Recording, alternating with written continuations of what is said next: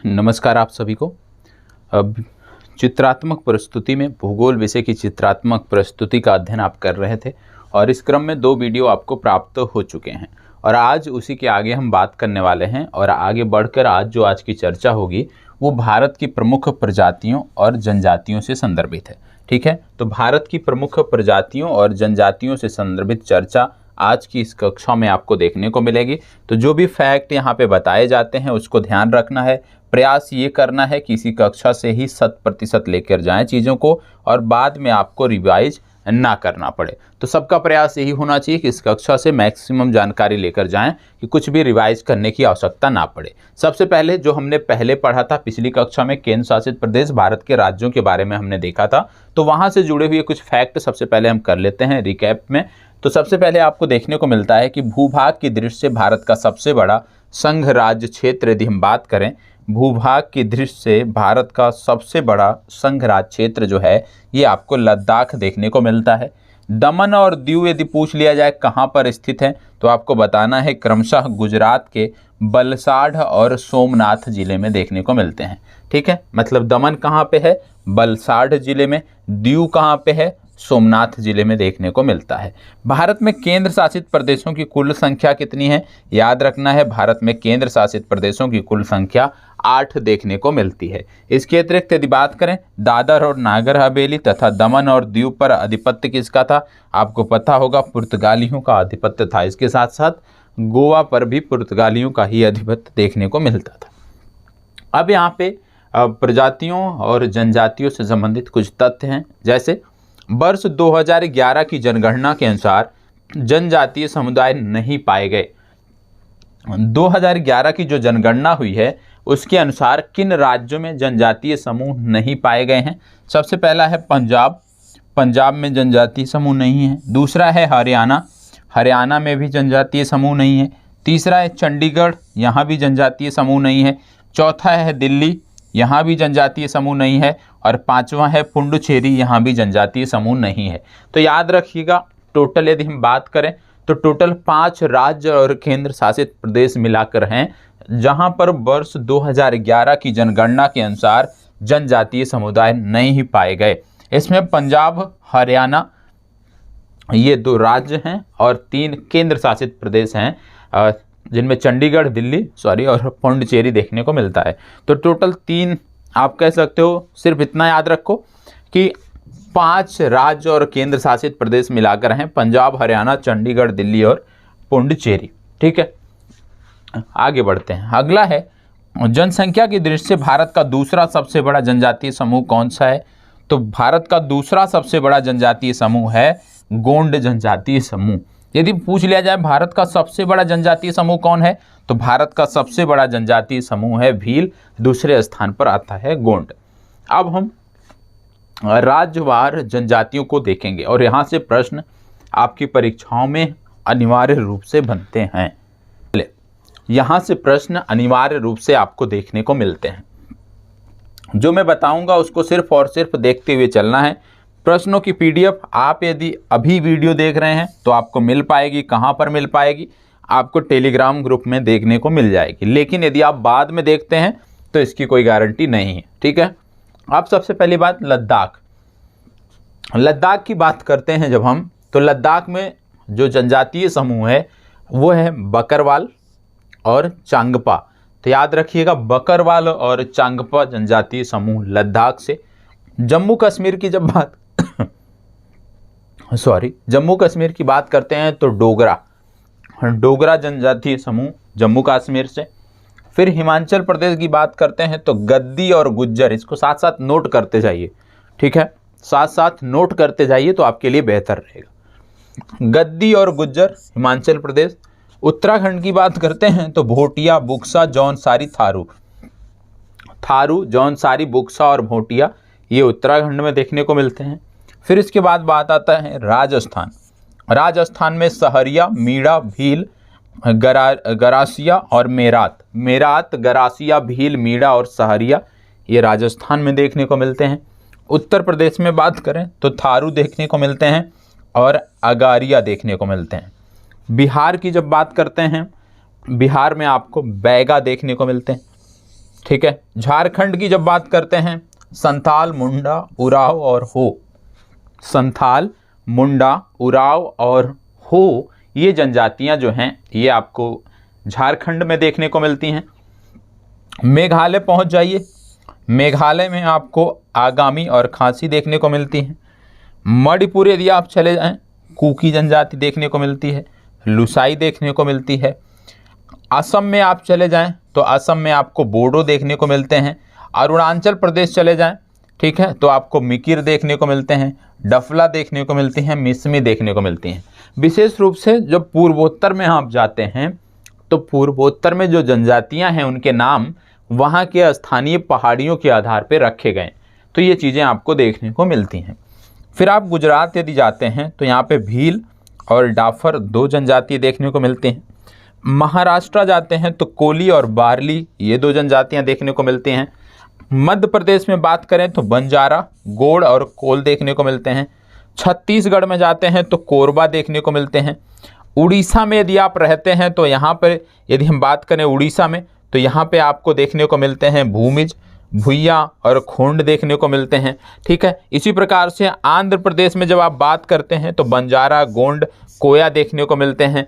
यदि तेलंगाना की बात करें तो यरुकाला, याद रखिएगा बहुत कम सुनने को मिलता है, तेलंगाना में यरुकाला नामक जनजाति देखने को मिलती है, ठीक है। फिर इसके बाद आप चले जाते हैं यदि कर्नाटक में तो कुर्गी और नीलगिरी नामक जनजाति देखने को मिलती हैं। यदि आप आगे बढ़ते हैं, जाते हैं तमिलनाडु, तो आपको देखने को मिलते हैं तमिलनाडु में चेंचू और टोंडा जनजातियां देखने को मिलती हैं। केरल में जाते हैं तो मोपला और कादर जनजातियां देखने को मिलती हैं। तो इन जनजातियों के बारे में आपको पता होना चाहिए, इन जनजातियों के राज्यों के बारे में आपको पता होना चाहिए। कई बार अक्सर परीक्षाओं में भूगोल के संदर्भ में जो जनजातियों से संदर्भित प्रश्न बनते हैं, इनमें कई सारी जनजातियों के नाम दे दिए जाते हैं और आपको मैच करने को बोल दिया जाता है, आपको मैचिंग के लिए दे दिया जाता है, तो आपको उसके लिए तैयार रहने की ज़रूरत है। चलिए आगे बढ़ते हैं। अब यहाँ पे बात हो रही है कुछ प्रमुख जनजातियों के बारे में, ठीक है, तो वो आपको याद रखना है, वो फैक्ट आपको याद रखना है। जो प्रमुख जनजातियां हैं उसके बारे में यहाँ पे बात होगी। सबसे पहली बात, जब जनजातियों की बात आती है तो इनका जो जनसंख्या प्रतिशत है वो 8.6 है। भारत की कुल जनसंख्या में 8.6% जो हिस्सा है वो जनजातियों का है। सर्वाधिक जनसंख्या जनजातियों की मध्य प्रदेश, महाराष्ट्र और उड़ीसा में देखने को मिलती है। मध्य प्रदेश, महाराष्ट्र और उड़ीसा में सर्वाधिक जनजातियां देखने को मिलती हैं। भारत का बृहत्तम जनजातीय समूह यदि हम बात करें तो जैसे आपको बताया गया, भील जो है ये बृहत्तम जनजातीय समूह है 2011 की जनगणना के अनुसार। भारत की इसके बाद प्रमुख जनजातियों की जब बात आप करते हैं तो एक एक करके हम यहाँ पे देख लेते हैं, ठीक है। जो प्रमुख जनजातियां हैं उनकी बारे में यहाँ पे बात होगी। सबसे पहले भोटिया जनजाति की बात हो रही है, ठीक है। भोटिया जनजाति, भोटिया जनजाति की जब बात करते हैं तो इनका अन्य नाम है भोट या भूटानी, ठीक है। इनकी जो प्रजाति है ये किससे संबंधित है, ये मंगोल प्रजाति से संबंधित है, ठीक है। इनका निवास स्थल कहाँ पे है, तो ये उत्तराखंड की पहाड़ियाँ और उत्तर प्रदेश के तराई क्षेत्र में ये रहती हैं। विशेषता इनका क्या है, ये ऋतु प्रवास करती हैं, मतलब ये जो जनजातियां हैं ये अस्थायी रूप से कहीं नहीं रहती हैं, ऋतु के अनुसार अपना जो स्थान है रहने का वो बदलती हैं, तो ये भी आपको याद रखने की ज़रूरत है। अब आगे जब बढ़ते हैं इसी में तो आपको देखने को मिलता है दूसरा बुक्सा जनजाति, ठीक है। दूसरा यहाँ पे आपको जो देखने को मिल रहा है, उससे पहले बुक्सा पर पहुँचने से पहले यहाँ पे थारू को हम देख लेते हैं। पहले थारू जनजाति, थारू जनजाति की यदि हम बात करें तो सबसे पहले इसका जो विस्तार है ये देखने को मिलता है उत्तराखंड के नैनीताल से उत्तर प्रदेश के गोरखपुर तक और बिहार के तराई क्षेत्र में। विशेष रूप से बिहार में जब बात करते हैं पूर्वी चंपारण, पश्चिमी चंपारण, ये जो तराई वाले ज़िले हैं यहाँ पे आपको ये जनजातियाँ विस्तृत पैमाने पर देखने को मिलती हैं। इनका जो धर्म है ये हिंदू धर्म है। ये दीपावली को शोक पर्व के रूप में मनाती हैं। याद रखिएगा, कौन सी जनजाति दीपावली को शोक पर्व के रूप में मनाती है, थारू जनजाति जो है ये दीपावली को शोक पर्व के रूप में मनाती हैं। यहाँ पर संयुक्त परिवार प्रथा देखने को मिलती है। यदि इनके वंशज की बात करते हैं तो ये किरात वंश से संबंध रखने वाली एक जनजाति है, ठीक है, तो ये आपको पता होना चाहिए। इसके बाद यदि हम बात करें तो बात आती है जौनसारी जनजाति। जौनसारी जनजाति के संदर्भ में यदि हम बात करें तो सबसे पहले आपको पता होना चाहिए जौनसारी जनजाति के बारे में कि उत्तराखंड राज्य में अस्थायी निवास करने वाली एक कृषक जनजाति है। मतलब जौनसारी क्या हैं? ये एक अस्थायी निवास करने वाली जनजातियां हैं उत्तराखंड में। यहाँ पर विवाह प्रथा की बात करें तो बहुपति विवाह यहाँ पे प्रचलित है। इसके अन्य क्षेत्र कौन से हैं? ये उत्तर प्रदेश में भी पाई जाती हैं। तो उत्तराखंड के अतिरिक्त उत्तर प्रदेश में भी ये जनजाति पाई जाती है।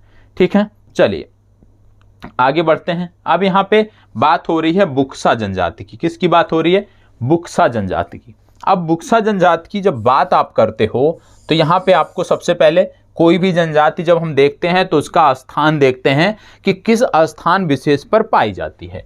इसके बारे में बात करें तो उत्तराखंड के नैनीताल, पौड़ी एवं गढ़वाल जिले में और उत्तर प्रदेश के कुछ भागों में ये पाई जाती है। इसका संबंध राजपूत वंश से है और विवाह प्रथा अनुलोम और प्रतिलोम विवाह इनमें प्रचलित है। तो यदि आपसे पूछ लिया जाए अनुलोम और प्रतिलोम विवाह किस जनजाति में प्रचलित है तो याद रखना है बुक्सा जनजाति में ये दोनों विवाह प्रचलित हैं। इसके बाद अगला आता है गद्दी जनजाति। गद्दी जनजाति की बात करें तो इसका जो निवास स्थान है वो पश्चिमी हिमालय की धौलाधर श्रेणी, विशेष रूप से हिमाचल प्रदेश का कांगड़ा और चंबा जिला इसमें आता है। इनकी जनसंख्या 1.5 लाख से अधिक बताई जाती है 2011 की जनगणना के अनुसार। विशेषता इनका क्या है? ये गढ़वा राजस्थान के शासकों के वंशज है। गढ़वा राजवंश जो राजस्थान से संबंधित था उसके वंशज ये गद्दी जनजाति के लोग बताए जाते हैं। ठीक है, अब बात आ रही है गोंड जनजाति की। ठीक है, गोंड जनजाति की। गोंड जनजाति की बात करते हैं तो गोंडवाना लैंड के मूल निवासी होने के आधार पर इनका नाम जो है वो गोंड रखा गया था। वर्तमान क्षेत्र मध्य प्रदेश, छत्तीसगढ़, उड़ीसा, आंध्र प्रदेश, उत्तर प्रदेश, बिहार, पश्चिम बंगाल, झारखंड, महाराष्ट्र, कर्नाटक, तेलंगाना, गुजरात। तो आप कह सकते हो मध्य भारत के साथ साथ उत्तरी भारत और दक्षिणी भारत में भी इनका प्रसार देखने को मिलता है। इनका व्यवसाय क्या है? आखेट करना, मछली पकड़ना इनका व्यवसाय है। साथ ही साथ एक कृषि भी करती हैं, लेकिन स्थानांतरीय कृषि भी करती हैं। पोशाक यदि हम बात करें तो वस्त्र कम मात्रा में पहनती हैं। महिलाओं में आभूषण पहनने का प्रचलन अधिक है और पशुबलि प्रथा यहाँ पर देखने को मिलती है। तो गोंड जनजाति के बारे में आपको जानकारी होनी चाहिए कि ये संपूर्ण भारत में आपको लगभग देखने को मिल रही है। फिर इसके बाद एक आती है राजी जनजाति। ठीक है, राजी जनजाति यदि हम बात करें तो उत्तराखंड और उत्तर प्रदेश में देखने को मिलती है। इनका स्थानीय नाम है बनरौत, धर्म हिंदू है और ये झूमी कृषि प्रथा से संबंधित है। ठीक है, फिर इसके बाद बात आती है खरवार जनजाति।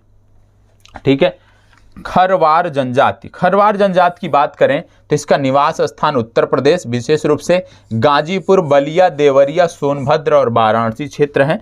उत्तर प्रदेश की दूसरी सबसे बड़ी जनजाति है। विशेषता क्या है? अत्यंत क्रोधी स्वभाव और शारीरिक रूप से ये बहुत मजबूत होते हैं। तो खरवार जनजाति उत्तर प्रदेश की दूसरी सबसे बड़ी जनजाति है और उत्तर प्रदेश में ही पाई जाती है, गाजीपुर, बलिया, देवरिया, सोनभद्र और वाराणसी के क्षेत्रों में। इसके बाद आती है भील जनजाति।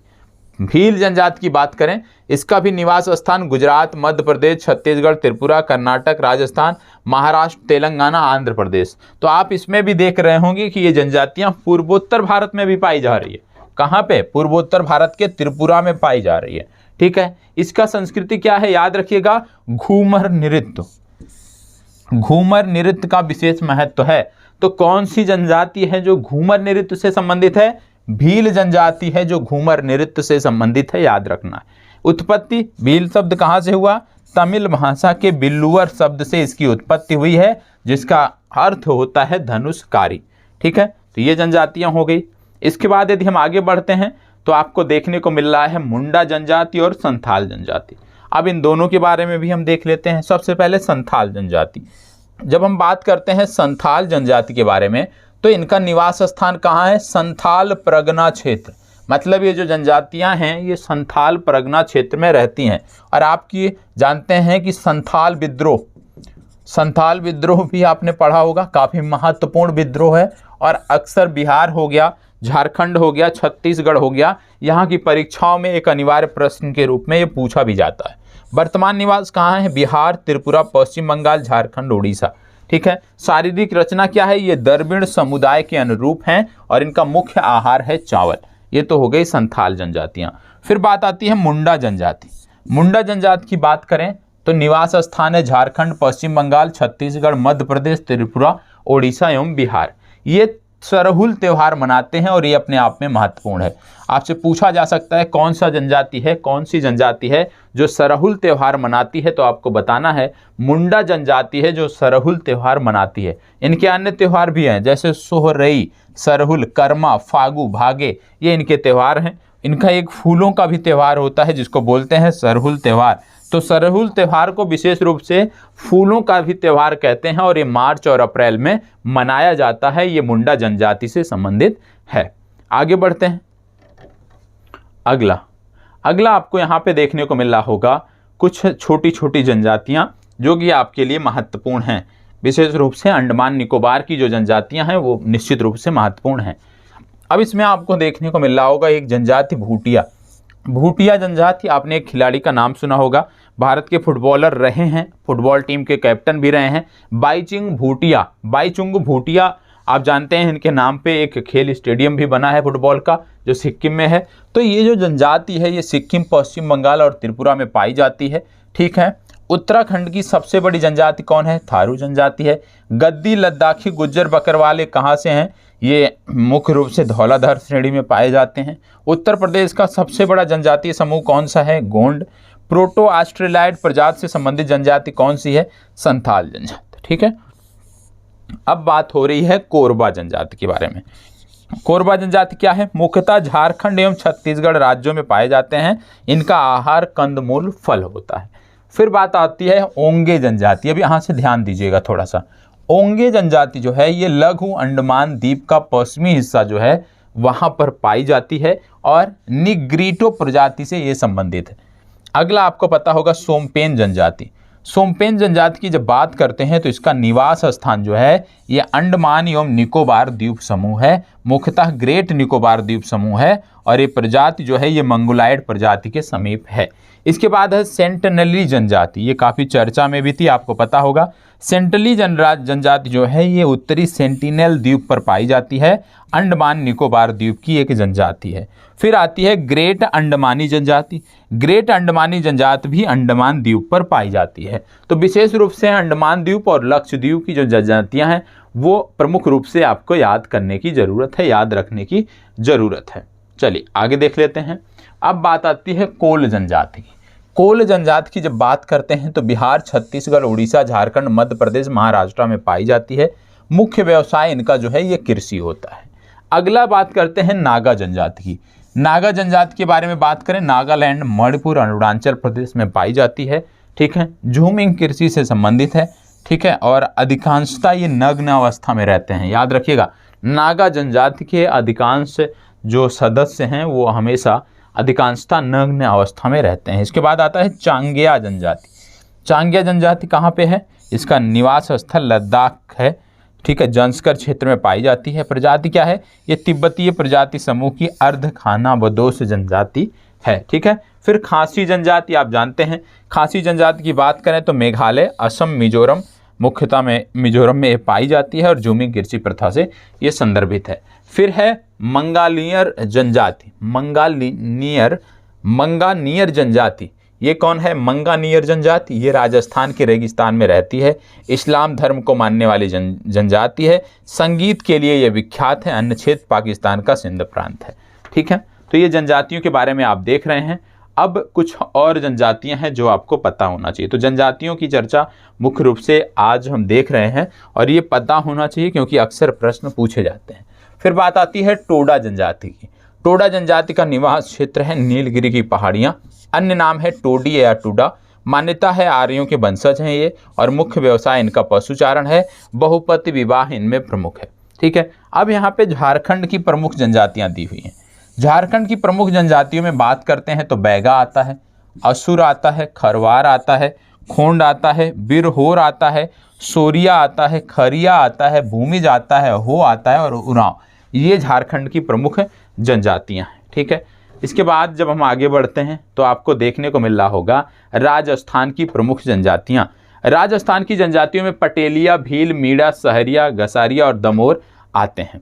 अब यहाँ पे कुछ फैक्ट दिया हुआ है जो आपको याद करना है और इसी क्लास में आपको याद करना है। क्या बोला जा रहा है? वह जनजाति जिसमें विवाह को बापला या बुपला कहा जाता है वो कौन सी है? वह जनजाति जिसमें विवाह को बापला या बुपला कहा जाता है वो कौन सी है? तो वो है संथाल जनजाति। अगला है सिक्किम, नेपाल, भूटान एवं तिब्बत में सम्मिलित रूप से पाई जाने वाली जनजाति कौन सी है? तो यहाँ पे जो सम्मिलित रूप से पाई जाती है इस पर्वतीय क्षेत्र में, इस जनजाति का नाम है लिम्बू या याकथुंग जनजाति। ठीक है। भारत में एकमात्र मानव कभी कहाँ पाया जाता है? तो यह है अफ्रीका का श्वेत भौं गिब्बन। ठीक है। इसके बाद आपको पता होना चाहिए ओंगे, सेंटिनली, ग्रेट अंडमानी, जारवा और सोम्पेन ये क्या हैं? ये एक कमजोर जनजातीय समूह है, अंडमान निकोबार द्वीप की हैं, और इसमें से ज़्यादा जो हैं वो आप कह सकते हो मुख्य भाग से कटी हुए हैं।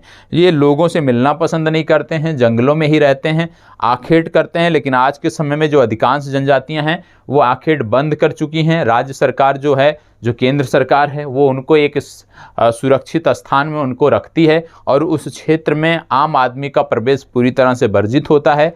खाने पीने की इनकी जो भी ज़रूरत की सामान होता है, सामग्री होता है, वो सरकार द्वारा उपलब्ध कराया जाता है। ठीक है। और ये अपने क्षेत्र में ही रहना पसंद करते हैं। तो इनको वर्तमान समय में इनको आप कह सकते हो संरक्षित किया जा रहा है और बिना कुछ खर्च किए इनको आसानी से इनके खाने के लिए जो भी आवश्यक पदार्थ होते हैं वो दिए जाते हैं। स्वास्थ्य एवं चिकित्सा सुविधाएं भी इनको उपलब्ध कराई जाती हैं और पूरा प्रयास है सरकार का कि इनको संरक्षित किया जाए। अभी भी कुछ ऐसी जनजातियां हैं जो अंडमान निकोबार या लक्षद्वीप में देखने को मिलती हैं जहां पर जो मानव के संपर्क में आई ही नहीं है, जो मानव के संपर्क में आना ही नहीं चाहती हैं। ठीक है। आपने सुना होगा पिछले कई वर्ष हो गए जब अमेरिका का एक नागरिक जो है गया था, जिसको मार दिया था उस जनजाति के लोगों ने।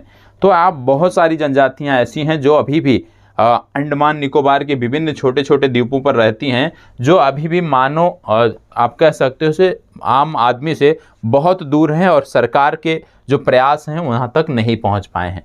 तो विशेष रूप से कमज़ोर जनजातीय समूह किस प्रकार से देखते हैं? सबसे पहले पूरे भारत में विशेष रूप से कमज़ोर जनजातियों की जो संख्या है वो है 75 जनजातीय समूहों की संख्या। इनका पूर्व नाम है आदिम जनजातीय समूह। इनको PBTG ये शब्द याद रखिएगा, PBTG कैटेगरी में इनको रखा जाता है। इनका निवास क्षेत्र कहाँ है? भारत के 18 राज्यों और एक केंद्र शासित प्रदेश अंडमान निकोबार द्वीप समूह। इनकी विशेषताएं क्या हैं? कृषि, पूर्व स्तर पर की गई प्रौद्योगिकी, स्थिर अथवा घटती हुई जनसंख्या। तो यहाँ पे क्या है, क्योंकि ये इनकी बहुत सारी जनजातियाँ हैं जिनकी संख्या अब कई दर्जनों में बची हुई है। ठीक है। तो उनको सरकार चाहती है कि वो संरक्षित रहें। बहुत सारी बीमारियां उनको लग जाती हैं। कोविड के चलते भी जनजातियों की आबादी कम हुई है। कुछ जनजातियां ऐसी थीं जिनमें कोविड का प्रकोप देखा गया था अंडमान निकोबार में, वो भी आपको जानकारी होनी चाहिए। तो इनकी जनसंख्या कम बची है, तो इस सरकार चाहती है कि इनके लोग बचे रहें और इनको संरक्षित करने का भी प्रयास किया जा रहा है। यदि आप देखना चाहते हैं, एक प्रोग्राम आता था राज्यसभा पे, मैं भी भारत। ठीक है। क्या था? मैं भी भारत। आप सर्च कर लीजिएगा, मैं भी भारत। और मैं भी भारत में ये जो कार्यक्रम था राज्यसभा टीवी पर, मैं भी भारत, इसमें पूरे भारत के जनजातियों को दर्शाया गया है, दिखाया गया है। आप जाके देखिएगा, 20 से 25 मिनट का एपिसोड होता है। बहुत कुछ आपको भारतीय जनजातियों के बारे में सीखने को मिलेगा। मैं भी भारत। ठीक है। चलिए, अब यहाँ पे महत्वपूर्ण तथ्यों की बात हो रही है। तो सबसे पहले सामाजिक संस्था घुमकरिया का संबंध किससे है? याद रखिएगा, उरांव जनजाति से। भारत में जनजातियों के निर्धारण का आधार क्या है? सांस्कृतिक विशेषीकरण और विभिन्न आवास इनके निर्धारण का जो आधार है। हलाम और नोटिया, याद रखिएगा, ये हलाम और नोटिया जनजाति कहाँ से संदर्भित है? तो ये दोनों जनजाति त्रिपुरा से संदर्भित है। अगला है रसोई घर को लाल बंगला कहने वाली जनजाति कौन सी है? तो रसोई घर को लाल बंगला कहने वाली जनजाति है भुंजिया। ठीक है। पारंपरिक रूप से आजीविका का मुख्य आधार बांस है। किस जनजाति का? कमार जनजाति का जो है ये मुख्य आजीविका का साधन बांस है। बिल्मा नृत्य यदि आपसे पूछ लिया जाए, इसका संबंध किससे है? तो बिल्मा नृत्य का संबंध है बैगा जनजाति से। गोदाने वाली अनुसूचित जनजाति कौन सी है? याद रखिएगा, ये जनजाति है ओझा। ठीक है। तो ये जनजातियों से संबंधित कुछ तथ्य हैं जो आपको पता होने चाहिए। अब यहाँ पे भारत की विभिन्न भाषाओं का समूह दिया हुआ है। जैसे भारत यूरोपीय भाषा परिवार से संबंधित भाषाएं कौन सी हैं। अब विशेष रूप से भाषाओं का जिक्र यहाँ पे आपको देखने को मिल रहा है। इसमें सबसे पहले भारत यूरोपीय परिवार से संबंधित भाषाएं कौन कौन सी हैं। मराठी, संस्कृत, पाली, अंग्रेजी, प्राकृत, अपभ्रंश, हिंदी, बंगला, गुजराती आदि। यदि आपसे पूछ लिया जाए द्रविड़ समूह की भाषाएं कौन सी हैं, तो तमिल, तेलुगु, मलयालम, कन्नड़, गौड़, ओरांव, ये सब क्या हैं, ये द्रविड़ समूह की भाषाएं हैं। यदि आपसे पूछ लिया जाए आष्ट्रिक समूह की भाषाएं कौन सी हैं, तो खासी, संथाली, मुंडारी, भूमिजात जो है ये आष्ट्रिक समूह की भाषाएं हैं। और याद रखिएगा आष्ट्रिक समूह की भाषाएं भारतीय जनजातियों द्वारा बोली जाने वाली भाषाएं हैं। तो यदि कभी प्रारंभिक परीक्षा में पूछ लिया जाए कि भारतीय जनजातियों द्वारा जो भाषाएं बोली जाती हैं वो किस समूह वर्ग में आती हैं, तो आपको बताना है कि ये आष्ट्रिक समूह वर्ग की भाषाएं हैं। आष्ट्रिक समूह वर्ग में ये भाषाएं आती हैं। ठीक है, चलिए आगे बढ़ते हैं। अब यहाँ पे कुछ तथ्य दिए गए हैं परीक्षा उपयोगी। जैसे भारत में सर्वाधिक लोगों द्वारा बोली जाने वाली भाषा कौन सा है, हिंदी है। भारत में हिंदी के पश्चात सर्वाधिक बोली जाने वाली भाषा कौन है, बांग्ला भाषा है। भारत का सबसे बड़ा भाषाई समूह कौन सा है, इंडो आर्यन समूह है। वर्ष 2014 में शास्त्रीय भाषा का दर्जा किसे दिया गया, ओडिया को दिया गया। विश्व में 6ठे नंबर की सर्वाधिक बोली जाने वाली भाषा कौन सी है, तो विश्व में 6ठवें नंबर की सर्वाधिक बोली जाने वाली जो भाषा है वो है बांग्ला या बंगाली भाषा। ठीक है, ये भी आपको पता होना चाहिए। अब कुछ तथ्य यहाँ पे और आपको देखने को मिल रहे हैं जिसको आपको याद करना है। ठीक है, सबसे पहली बात, दक्षिण भारत की प्रसिद्ध टोडा जनजाति निवास करती है कहाँ पे, तो दक्षिण भारत की ये जो टोडा जनजाति है ये नीलगिरी पहाड़ी क्षेत्र पर निवास करती है। केरल एवं तमिलनाडु राज्य की सीमा पर अवस्थित पहाड़ियाँ कौन सी हैं, अन्नामलाई की पहाड़ियाँ हैं। तमिलनाडु, कर्नाटक और केरल राज्यों की सीमा पर अवस्थित एक पर्वत ग्रंथि का क्या नाम है, आप जानते हैं नीलगिरी पर्वतमाला। यहीं पर पश्चिमी घाट और पूर्वी घाट आपस में मिलते हैं।